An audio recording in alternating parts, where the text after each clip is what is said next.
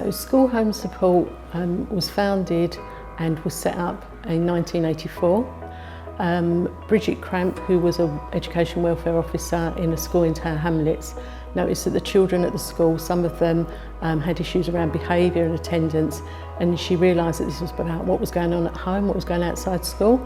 Our flagship service is our practitioner service, and this is where we put practitioners in schools working with children and families to overcome their barriers to accessing their education. That's really valuable to families, and when they realise that, they depend greatly on those practitioners.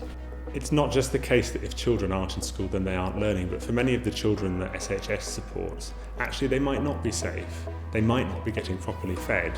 And so for that reason it's really important that what SHS does, getting them into school, happens for those particularly vulnerable children.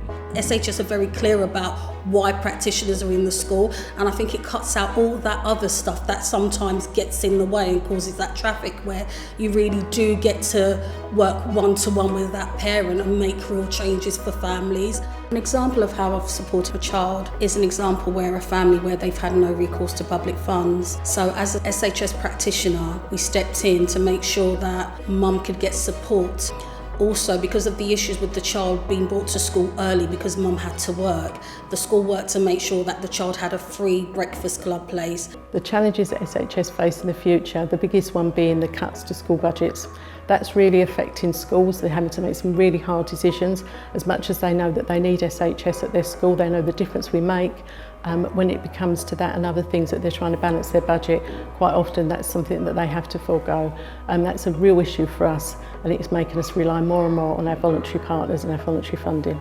We want to develop the work that SHS does, to continue to demonstrate its effectiveness, and then to scale it up, to develop it in other areas of the country as well.